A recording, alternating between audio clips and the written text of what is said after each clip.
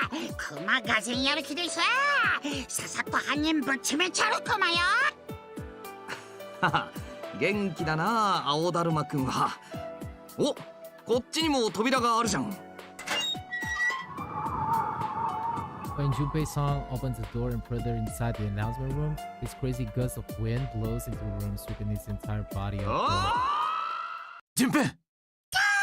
ジュンペイが飛んだ。カジ、はよ助けるクマ。 Shut up, I know, damn it. Now Yoko-san and me rush over, we can't help but see what's on the other side of the door.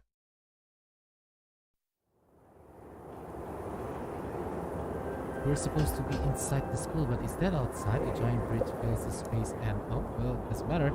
It is that the route we've been taking so far is all messed up. I'll just assume the door got connected somewhere here. I look around for Junpei-song and find playing onto the bridge hand for dear life. Seriously, one hell of a guy. Just like the most cliche thing that could happen. It started to make me wonder what's doing this on purpose. ムーンライトブリッジか。あ、ムーンライトブリッジっていや都会の方にあるでっけえ橋っすよね。なんでこんなもんが稲葉に。イギスか。Oh, there's this totally out of place cross on top of the pillar at the highest spot on the bridge, and I can kind of see someone crucified up there. When I squint my eyes to get a better look, I can see for sure that's Ivy-san. What kind of insane eyesight does Akiko-san have to spot her from this distance? Wait, that's not important. I can tell even from here that Ivy-san ain't in great shape. 私行きます。ペルソナならあそこまで届くかもしれない。なんのクマが参るクマよ。愛ちゃんを助けて。He said he slips past Yuki was saying about Todara side, he gets knocked back like a rubber ball and goes rolling on to the announcement board. Invisible wall crap. 行かせませんよ。そうか。That's the guy's voice, quiet and kind of higher pitch. Let's get closer, blah blah blah. 浜田か。コロマルまで。お久しぶりですね、真田さん。ほら、コロマルも挨拶しなきゃ。Huh? If this kid knows Akiko-san, he must be shadow operative too, or a fake one anyway. Oh, don't tell me the same goes for that scary-looking dog. 僕を見て子供だと思ってるんでしょ。言っておきますけど、あまり舐めない方がいいですよ。なるほど。そういうことか。お前たち下がっていろ。真田さん。At the blink of an eye, Akiko-san stepped forward and the kid closed in to swing his spear. Actually, the kid might have been a little faster. Using his spear's flexibility and balance to cover for him being so shrimpy. Akiko-san not in peak condition right now, so maybe I shouldn't let him handle it. 当然ルールは知ってますよね。では、代表者を決めてください。できればこんな怪我人じゃなくて、万全の方をお願いします。僕としても、完璧じゃない相手を倒しても、ちっとも面白くないんです。うわぁ、可愛くないね。あ、でもその方がやりやすいからいいのかな。ゆきちゃん、ちょっと黒雪姫出ちゃってるクマよ。おいガキ、パイマンつうくせにてめえの犬ころはありなのかよ。あ、これですか。いいんですよ。このくらいのハンデが必要でしょ。僕は子供なんですから。このガキ。Not to reveal Yu-Gi-Oh! Silver or nothing, but just very cute at all. The way he talks kind of reminds me of Naruto, but like this jerk's milking because I'm just a kid thing for all it's worth. Wait a sec, fake so far, at least the ones I've seen act pretty much the way you do. So does that mean real kids' personality is more or less like this fake? But that's not a great train of thought. So I better stop for now. I gotta focus instead of beating crap out of this kid. Mungkin Teddy aja. Lebih gampang pakai Teddy.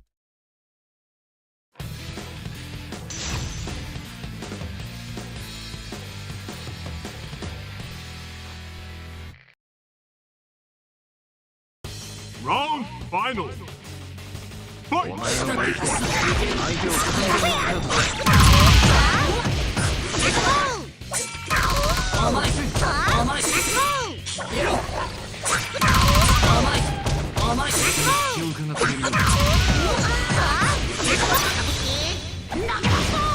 これから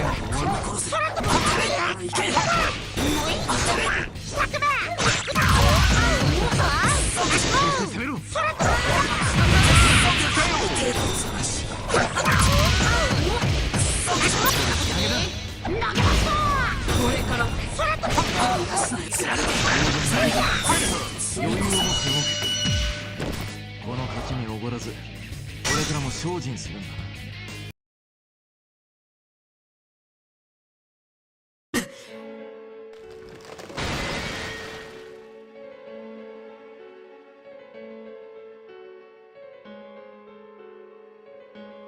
So I thought, but it looks like the last hit wasn't enough to totally take out a kid and his dog. Instead of melting away like the other ones, it just hardly. 参ったな。こんなに強いと思わなかった。僕も好きで戦ったわけじゃないんですよ。ただ。The hell? This kid was really damn proud until a second ago when he got all soft-hearted and started crying. Even his dog is dropping his ears and giving this pitiable whine as he looks at us. Damn it, this is too cute! The camera says animals when they give me those eyes. なあ、こいつらマジで偽物だよな。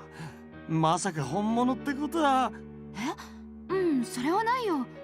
あ、でも偽物は倒すとすぐ消えちゃうし。あれ、おかしいかもね。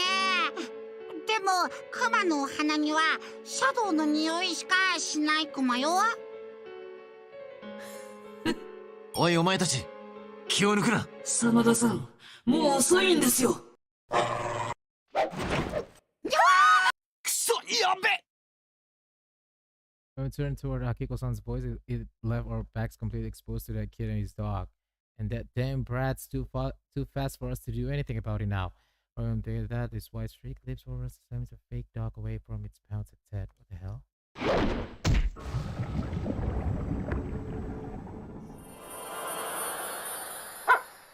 何？まさかお前は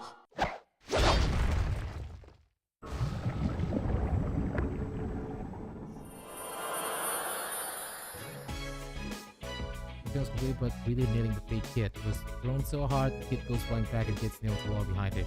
So watch it happen, gaping like dumb ass to waste one human, one animal coming. まったく、いい大人が何やってるんです？ちょっと油断しすぎですよ。As the face we were fighting, actually his kid looked even brattier than his double, and standing proud next to him is pure white. はじめましての人がいっぱいいますね。僕は本物の天田健。こっちがこの丸です。あなたが本物の天田くん？はじめまして。あ、コロマルさんも。見ていてハラハラしましたよ。分かってるんですか？戦いの最中によそ見なんて言語道断です。すみません。面目マ。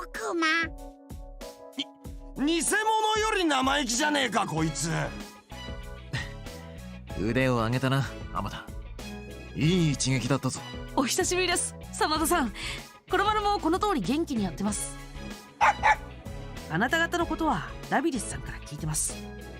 へえ、本当に着ぐるみが喋ってる。クマは着ぐるみじゃありません。天然自然のプリチーな生クマよ。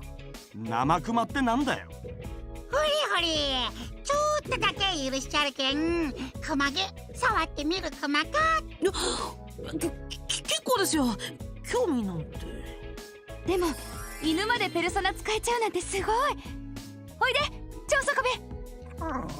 変な名前つけないでください。コロマルが困ってるじゃないですか。天田、悪いが先を急ぐ。状況はどうだ？ええ、僕らは白金さんと合流済みで、今はラビリスさんが白金さんと一緒に行動しているはずです。僕とゆかりさんは戦闘を回避して先にその場を離れ、手分けしてみつるさんを探してますけど、順調とは言い難いですね。ナオト君とラビリス無事なんだ。本当によかった。ラビちゃん、こっちに来てるクマか。もふもふなんですね。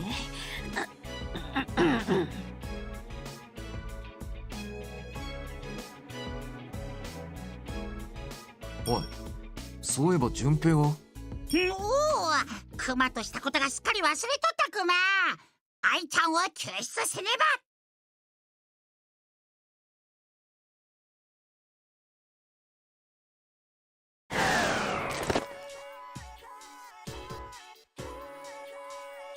皆さん救出していただきありがとうございます。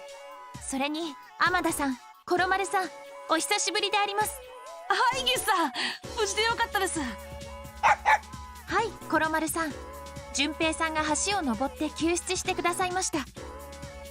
いやー、まあ俺っちだってやるときはやる男っつうかね。そうか。俺にはアイギスが順平を助けているように見えるが。順平さんがペルソナで私を拘束していた十字架を破壊した後、足を滑らせて橋から落ちたので救出したのであります。あなんか今日は俺いろいろ落っこちる日みたいっすね。なるほど、それでその体勢ですか。順平さん、お変わりありませんね。どういう意味だよ。順平さんは今も安定のおっちょこ侍であります。いや、そんな侍いないっしょ。しかし無事で何よりだ。竹場とラビリスも来ているらしいからな。ミツルと山岸を救出してとっとと蹴りをつけるぞ。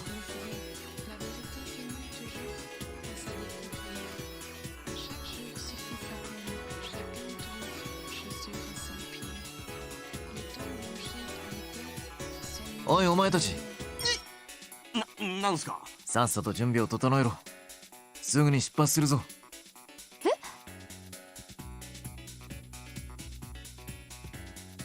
どうせおとなしくしてるつもりはないんだろ。俺たちと一緒に来い。いいんですか？今さら何言ってる。それにミツルと山岸がいない今、俺たちにはクマクマの協力が必要だ。今さら力を貸さんとは言わせんぞ。もう燃えてきたー。任せるクマ。クマの花でみっちゃんを見つけるクマよ。大変頼もしいであります。真田さんがアッキーで桐城先輩がみっちゃんね。本当クマだるまくんは怖いもの知らずだぜ。おっしゃー、クマのお花が輝くぜよ。なんか上の方に集まってる匂いが大百姓い。おいクマ子、またかよ。でも今上って言った。やっぱり屋上ってことかな。そういや、さっきアイギス助けた時、橋の反対側にでっかい上り階段が見えたけど。それだー、でかした順平。クマがみっちゃんを救出してご褒美のチスをもらうクマ。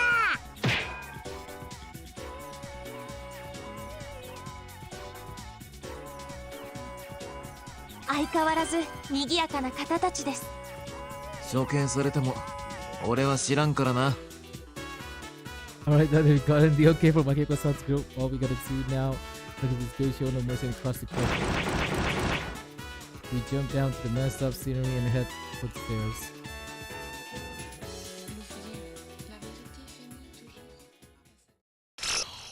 To be continued.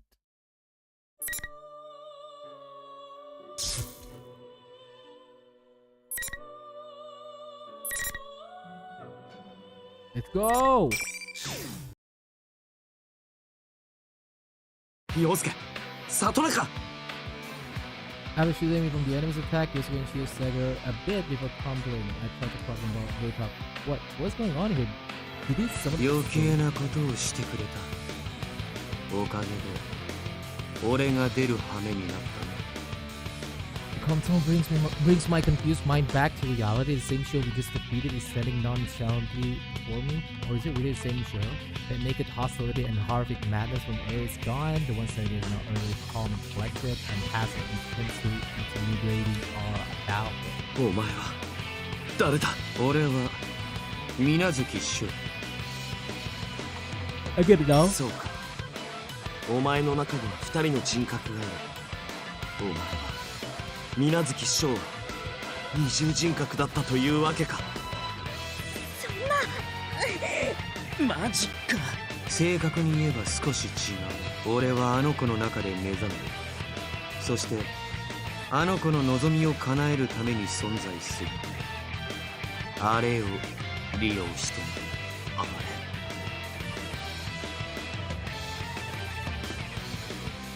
was created by human acting alone, most likely some otherworldly beings involved with this, most likely. あの子の心は人によって歪み、大きな苦しみを背負った。ならば生きとし生けるものすべてを消し去り。Possible is going to win back peace by wiping out every living thing. Inazaki is serious about this. It goes so far as to destroy the world for sure sake. そんな世界を作って何になる。人間は一人では生きられない。それは君の価値観だろ。あの子は君とは違う。あの子には誰の助けもいらない。違う。お前は間違っている。人は誰かと共に生きることで初めて成長し、自分を高めていけるんだ。それは君の価値観だと言っている。残念だ。もう君を救ってくれる仲間はいない。未だに誰も駆けつけないところを見ると、君の仲間もどこかで力尽きているのだろう。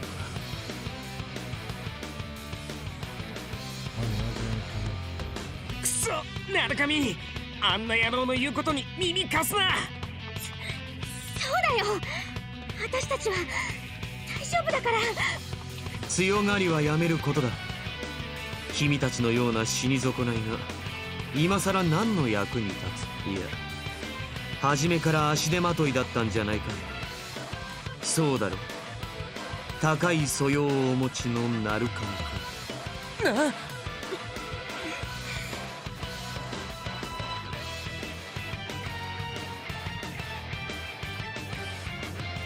ナルカミ君、彼らを捨てたらどうだ。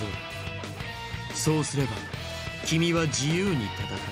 それとも絆とやらがなければ満足に戦うことすらできない。他人に左右される弱さ、それが君たちの結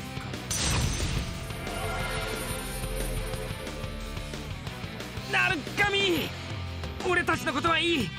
お前だけでも。そうだよ、私たち鳴神くんの足手まといなんかになりたくない。何を言うんだ。どんな気分だ。君は今大切な仲間のせいで殺されようとしている。他人はいつでも自分を振り回すだけの存在だ。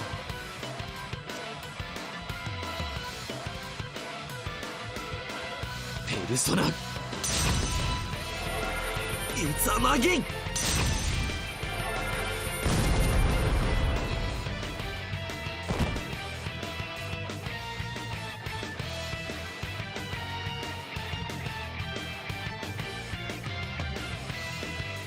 終わりだ。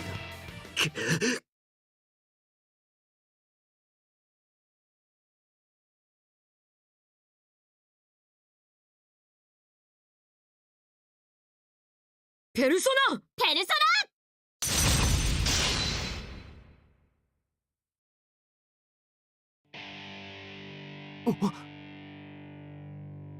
Two personas appear before my eyes as cutting through bedrock with blocking incoming attack from Masketir's persona. Sound running footsteps draws me, but I can even turn around. I hear the voices. Senpai! That's right, my friends aren't burning to me. I made it this far because they were with me. I'm not strong at all, but as long as I have my bonds with them, I can do whatever I have to. So why can't kill? Why can't you? Udah biarin emang Shiola. 死に損ないが増えたな。やはりシャドウを使った偽物ごときでは不足だったか。動かないでください。鳴神くんたちから離れ。せやないと容赦せえへんから。言われずともここは譲ろう。いや、鳴神くんだけでも始末しておくべきか。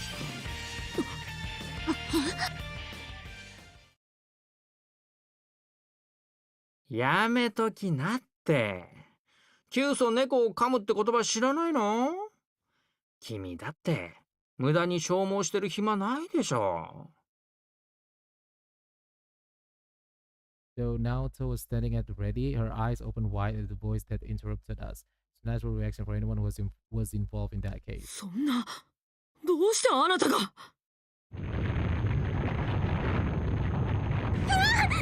うわっ！この揺れは。始まったか。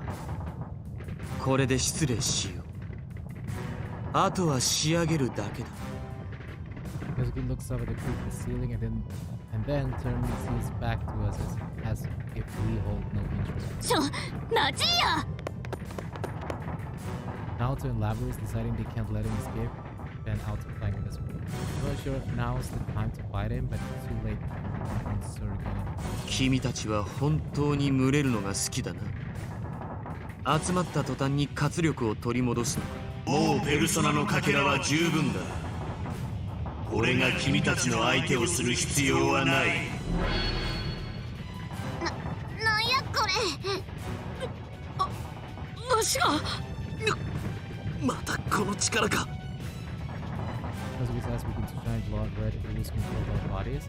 It's that power that held us down because we'll get no existence that got us all in. 消耗が激しい。借り物の力を使いすぎた。もはや出し惜しみをしている時でもない。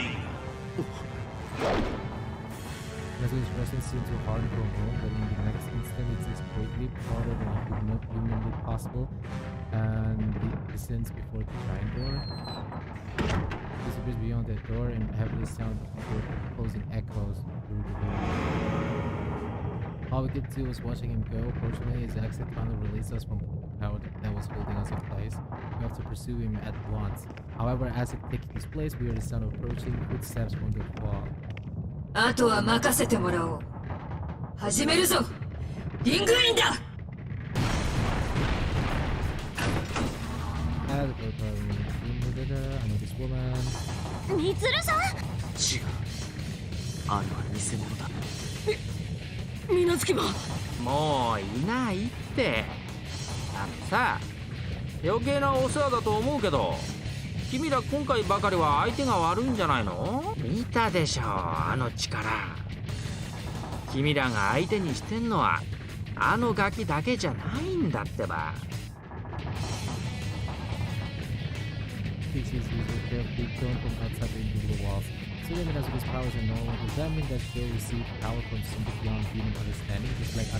だいたいもう遅いんじゃないの？ペルソナのかけら集まったって言ってたでしょ？ってことはあとはあれを呼び出してそれに集まったペルソナのかけらをブサーッと。うわっ危ないな。何すんのさ。おしゃべりが過ぎるぞケロ。貴様が私の相手になるか。冗談じゃないよ。なんでそうなるのさ。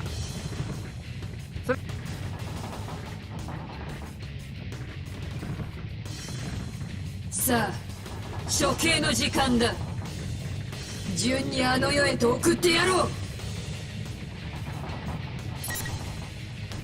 Naoto, Labyrinth no.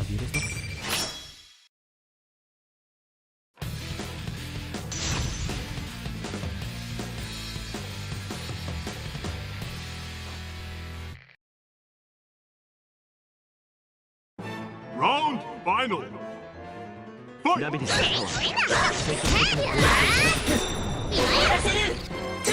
だらないな。やるじゃないか。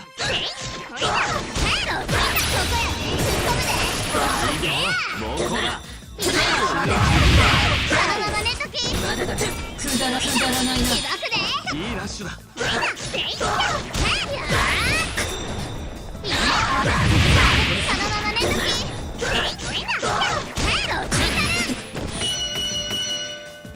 文句なしの爽快なし。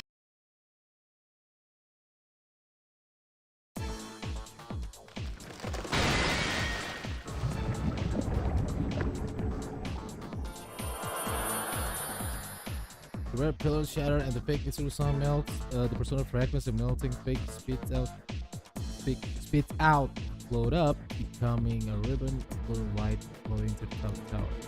We're able to escape danger, but the damage we've taken isn't light either. We can just run off and chase after Minazuki immediately. ともあれ、一度状況を整理しましょう。Okay, so to give Yosuke and Shia some time to recover, we agreed to Naoto's suggestion and start to dig through all the information and speculations. 水無月はもう一人の水無月と共謀し、この町をあの赤い霧で包むとともにその中で僕たちが偽物と争うように仕組んだ。赤い霧の中ではペルソナ使いが戦闘することによってペルソナが削り取られ、そのかけらはこの塔の上層部に集まるようになっていたんです。それって今回の P1 クライマックス全部が私たちからペルソナのかけらを集めるために作られてたってことだよね。ああ。で、水無月はこの塔を使って呼び出した何かに集めたペルソナのかけらを使おうとしてるってことだ。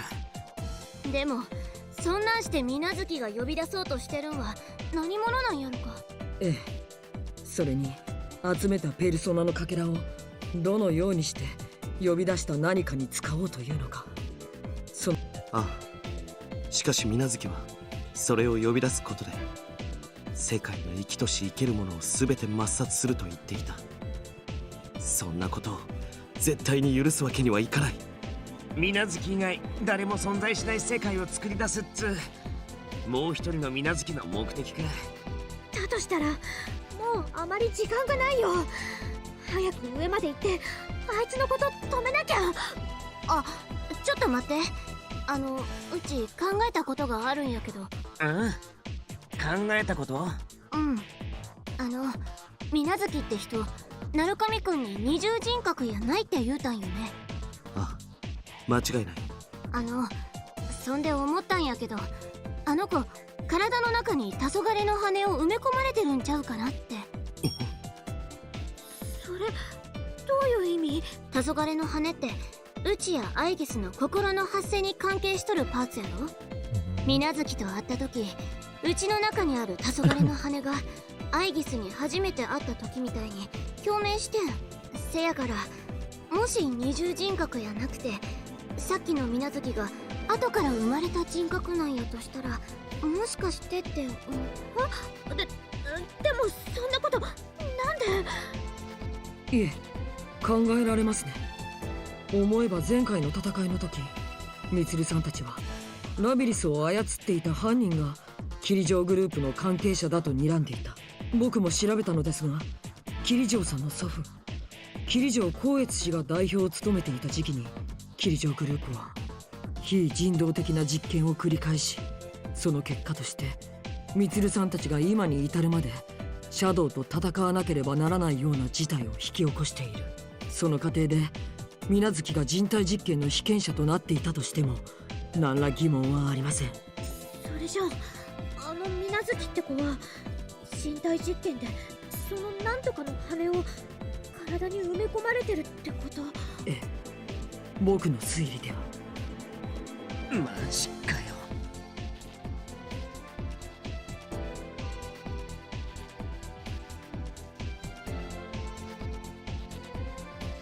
ともあれ先を急ぎましょう。ミツルさんを救い出すことができればもっと詳しい事実を知ることができるかもしれない。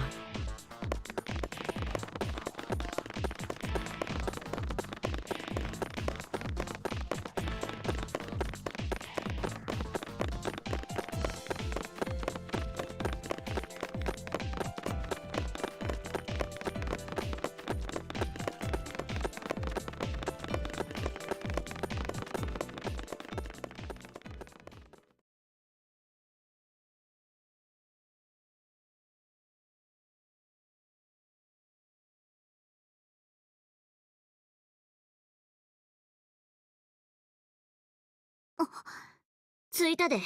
扉や。屋上の扉だよね。開けますよ。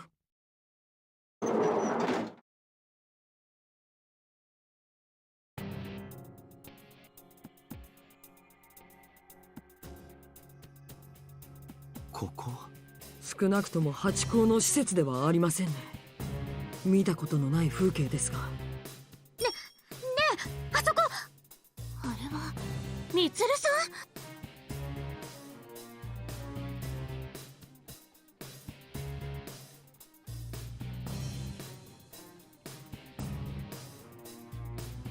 閉鎖戦闘フィールド展開。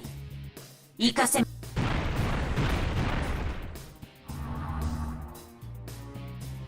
お待ちしていました。ハイギスやない。確かに私は偽物です。私たちは人に似せて忘れてしまったのですか。くそ、ラビリス、耳を貸すな。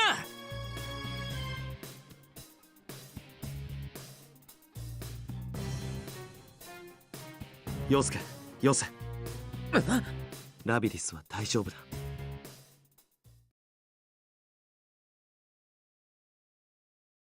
どうしたのです姉さん。ではせやけど姉さん、うちは人間を恨むのと同じくらい人間に確かにうちを作らはった人らはうちに、でもそれで人間みんなを憎むんは間違い。みんなの生きる世界を。残念です。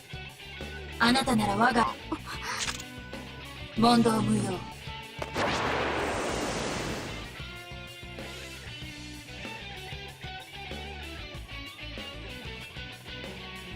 ナオト、頼む。言われなくても。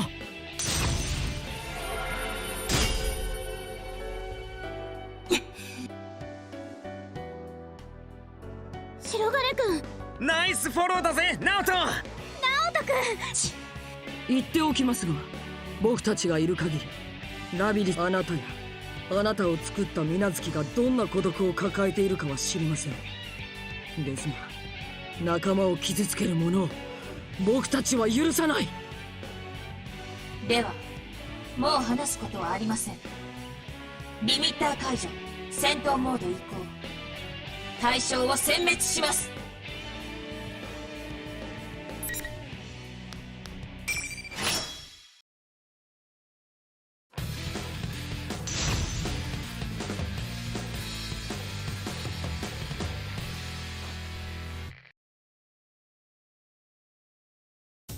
ラウンドファイナル。君には強い力が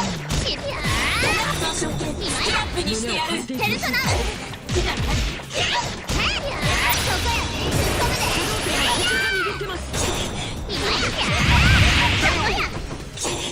損傷くらいだな。損傷攻撃だ。ペルソナ。ハリアドメ。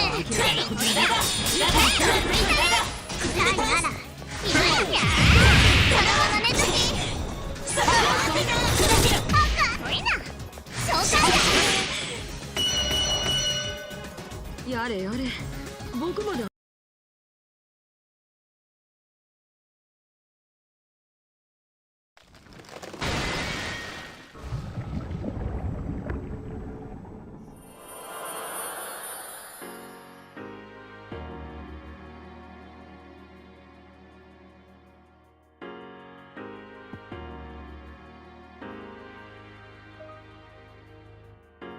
みずるさん。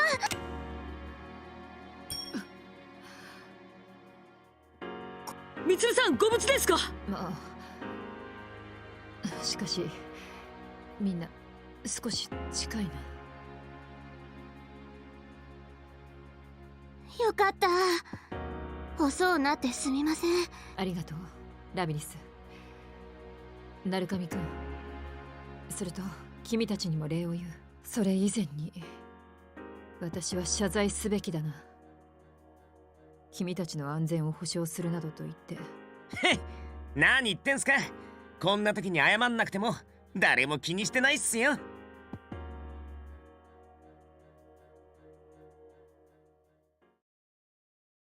水無月翔か。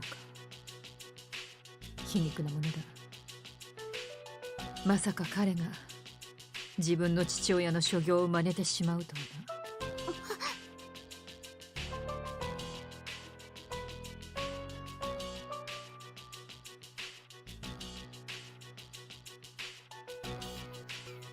そうか、いくつき習字が。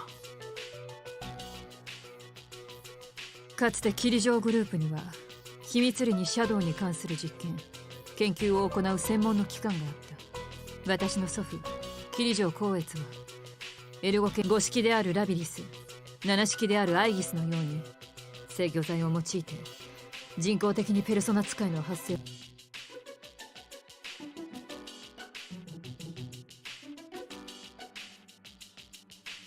水無月翔、彼の名前は当時最年少の被験者としてエルゴ研のアーカイブに記録されていた。幾月修二は彼の研究責任者だ。その後エルゴ研は研究中の爆発事故によって解散。全ては隠蔽されたのだが、幾月はその中に水月翔、ああ、まだ全てではないが、ここまでに解読されたあの少年水月翔は幾月お気に入りの実験体ってそんな。当時の霧城とはそう言った。傲慢に当時の彼の処遇は想像に難くない。幾月のことだ。おそらくはその時の体験が今の水月の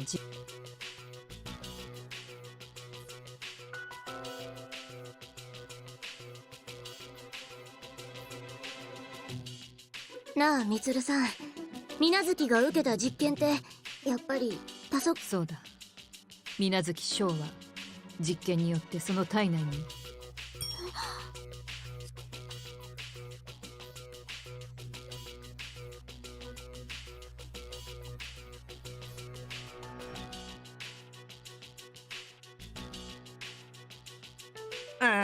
一ついいっすかね。あいつが呼び出そう。いや、それについて情報はない。しかし以前我々がタルタロスで遭遇した存在に似通ったものなら決してありがたいものではないだろうな。水月は世界を滅ぼそうと考えているんです。それぐらいは予想がつきますね。村上先輩、ようやく捕まえたよ。その声。みつる先輩、無事ですか？心配したんだから。ゆかりか？来てくれたんだな。すまな。いや、ありがとう。君には本当に助けられてばかりだ。私も無事です。ヒクロさんも今は安全な場所に退避しています。山岸、よかった。君にも随分と迷惑をかけてしまったな。い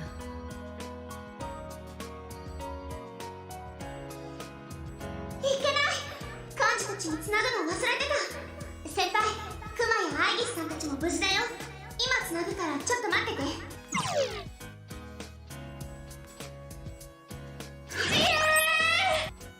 ユキコ。先輩、遅くなっちまったっす。おーい、先生。わ、来たね。まあてめえ、鼻水つけんなっつってんだろうが。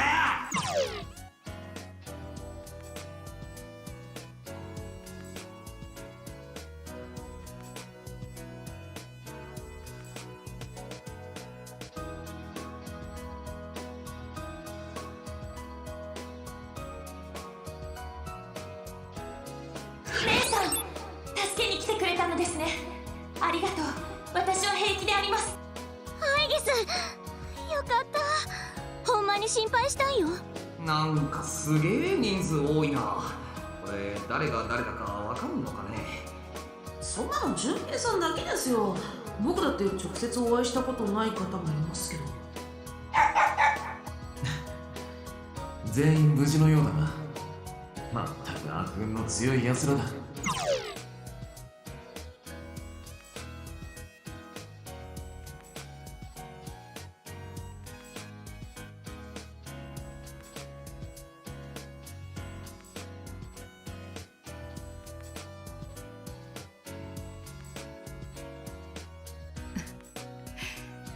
やれやれ、騒がしいな。だが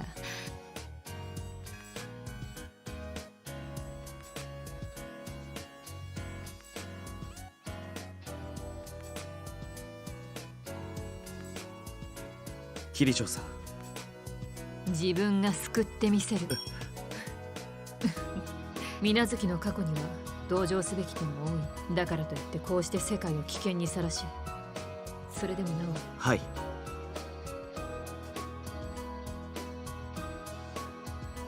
何にせよ。ええ。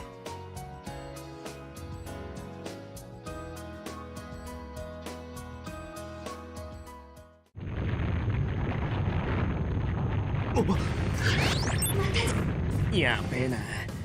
だんだん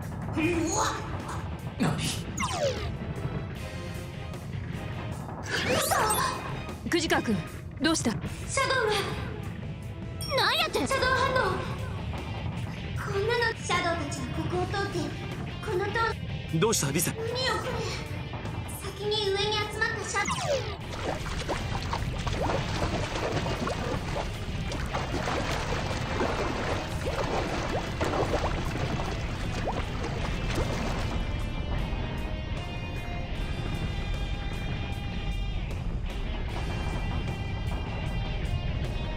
見て先輩。何驚いてんすか。そういうことだな。みつる。みつる先輩。もうわかる。よっしゃー。いけ少年、人生迷ってる暇なんかねえぞ。逆転満塁のチャンスだぜ。順平。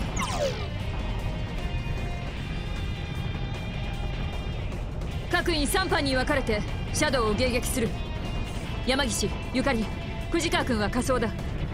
なるべく遊撃にとどめて、決して無理はするな。秋彦、お前たちは中操で各員連携をと。我々はここでシャドウを迎撃。俺を我々の中で最も言ってください先輩。よし行ってこい相棒。鳴神くん頼むで。絶対分かっているな。ええ、必ず帰ります。ダメならたとえ間違ってもあの時の彼もそんな風に思っていたのかもしれない。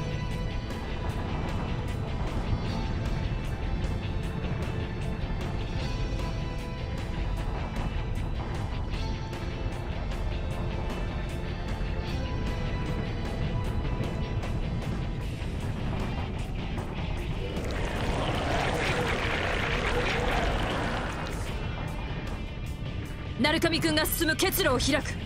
総員順。おう。はいもちろんや。任せてください。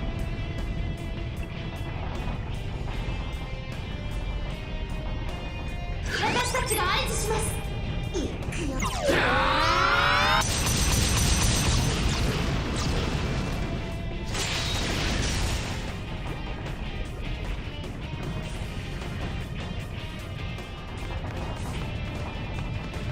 いっけー。私たちの分。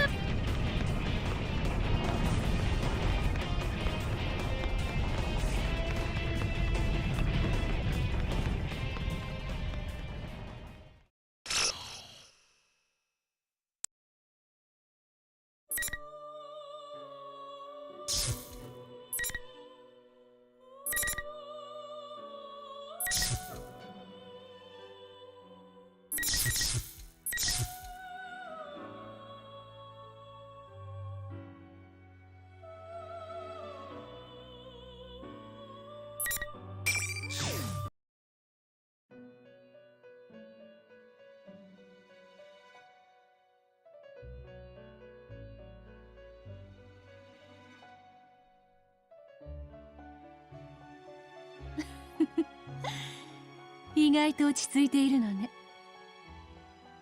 あなたたちに訪れた3度目の試練。